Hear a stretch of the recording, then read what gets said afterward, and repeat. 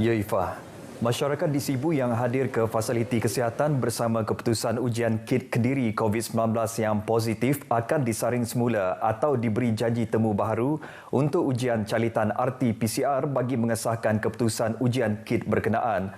Menurut Pegawai Kesihatan Bahagian Sibu, Dr. Teh Jo Hun, pihaknya amat hargai usaha mereka yang sanggup melakukan ujian saringan COVID-19 melalui air liur secara kendiri di rumah. Jelas Dr. Teh, individu tersebut juga akan dipakaikan gelang tangan atau tag kuarantin serta arahan pemantauan di rumah sementara menunggu keputusan ujian saringan. Walau bagaimanapun, ujian kit Kendiri ini amat sensitif dan boleh berlaku kesilapan terhadap keputusan yang diperoleh. The main reason is we don't admit them is that they could be negative. And if we were to admit them to our very crowded and positive PKRC or CAC, they may get infected if they were negative. So I think it's safer for them to be at home while waiting for their PCR results to come in.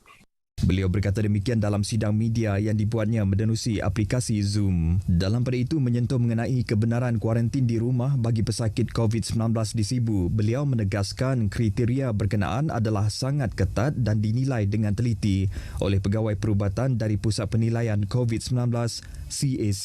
5 kriteria untuk membolehkan seseorang pesakit COVID-19 dikuarantin di rumah ialah: pertama, mereka berumur 60 tahun ke bawah. Kedua, tidak mempunyai penyakit berisiko tinggi atau mempunyai salah satu penyakit berisiko tinggi tetapi stabil. Ketiga, rumah yang bersesuaian terutama bagi pesakit dari rumah panjang akan dipertimbangkan untuk ditempatkan di CAC. Manakala kriteria keempat bagi pesakit yang mempunyai penjaga di rumah, dan yang kelima pula, pesakit bukan pesakit kurang imuniti seperti pesakit yang sedang menjalani rawatan kemoterapi atau pemindahan organ. Selain itu, mereka yang positif COVID-19 tersebut akan dipantau oleh Pegawai Perubatan secara berkala dan sesetengah ubat boleh diperoleh di CAC sekiranya rawatan simptomatik diperlukan. Jawatan Kuasa Pengurusan Bencana Bahagian JPBB Miri memaklumkan pemberian dos kedua vaksin AstraZeneca bagi penerima yang belum menerima suntikan tersebut kini boleh dilakukan di Borneo Medical Centre Miri bermula pada 1 September lepas dengan cara janji temu.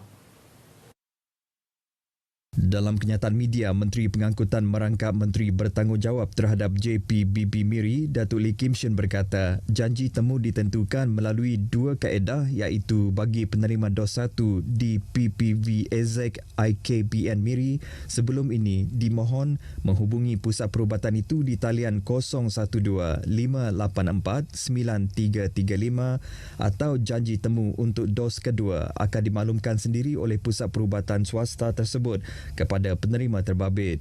Manakala kaedah kedua pula, penerima yang telah menerima dos pertama selain di PPV-AZEC IKBN Miri perlu menghantar permohonan menerusi email kepada jknswkcovid19@gmail.com dengan menyatakan nama, nombor kad pengenalan, nombor telefon bimbit, tarikh dan lokasi penerimaan dos pertama vaksin AstraZeneca mereka. Tawaran bagi suntikan vaksin melalui kaedah dinyatakan hanya untuk dos kedua jenis vaksin AstraZeneca sahaja dan bukan untuk individu yang baru hendak divaksin.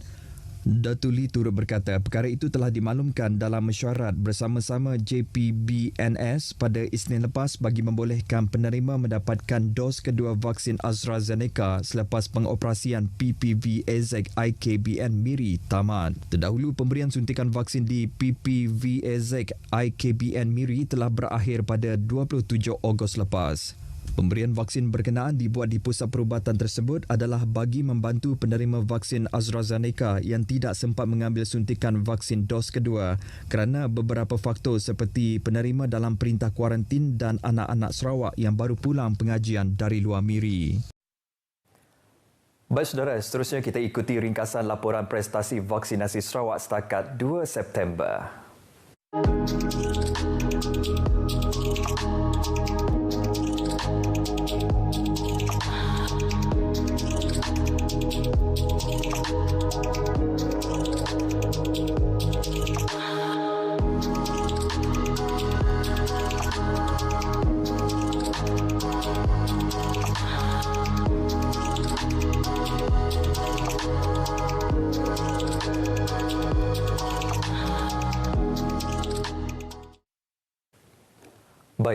Projek naik taraf Kompleks Sukan Daro bakal mengubah lanskap kemudahan sukan di daerah tersebut yang bernilai RM3 juta dijangka siap sepenuhnya pada November depan.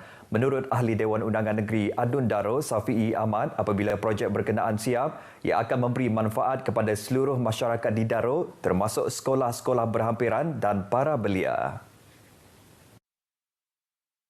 Menurut Ahli Dewan Undangan Negeri Adun Daro, Safi'i Ahmad, apabila projek berkenaan siap, ia akan memberi manfaat kepada seluruh masyarakat di Daro termasuk sekolah-sekolah berhampiran dan para belia. Dengan siapnya projek nanti, ini akan memberi peluang yang begitu baik dan juga menyediakan kemudahan yang begitu lengkap dan selesa untuk para pengguna, khususnya para belia yang kita sedia maklum begitu minat dalam bidang sukan ini. Safi'i ditemui pihak media semasa meninjau perkembangan projek di kompleks berkenaan. Dalam pada itu, pada program berasingan penyerahan geran projek kecil luar bandar MRP berjumlah RM149,000 kepada 28 penerima turut dilaksanakan. Penerima terdiri daripada 24 buah tabika, sebuah jawatan kuasa masjid dan masing-masing 2 buah jawatan kuasa kemajuan dan keselamatan kampung serta persatuan. Tambah beliau lagi, sumbangan turut disalurkan setiap tahun khususnya kepada Jabatan Kemajuan Masyarakat bagi membantu melancarkan aktiviti mereka. Beliau juga menyeru ibu bapa dan guru supaya sentiasa bekerjasama bagi memastikan kanak-kanak dapat menguasai pembelajaran mereka di peringkat awal persekolahan. Sarawak Energy Berhad SEB menyerahkan cek sumbangan berjumlah RM1.1 juta kepada Tabung Bencana Negeri Sarawak di Wisma Bapa Malaysia di Petra Jaya Kuching hari ini. Sumbangan tersebut diserahkan oleh Naib Presiden Kanan Sarawak Energy Perkhidmatan Korporat iaitu Hajah Siti Aisyah Adenan dalam kunjungan hormat ke atas Ketua Menteri Datuk Patinggi Abang Johari Tonopeng. Ditemui selepas kunjungan hormat berkenaan, Ketua Pegawai Eksekutif Kumpulan SEB, Datuk Syarbini Suhaili memberitahu daripada jumlah itu RM100,000 adalah hasil sumbangan daripada kaki tangan SEB sendiri dan RM1 juta pula ialah bajet sambutan bagi meraihkan 100 tahun syarikat itu disumbangkan bagi membantu kerajaan negeri dalam memerangi pandemik COVID-19. Antara yang turut serta dalam kunjungan hormat tersebut adalah pengerusi SEB iaitu Dato' Amar Abdul Hamid Sepawi. Baik saudara, sekian berita dari Sarawak. Kita kembali ke Angkasa Puri. Silakan.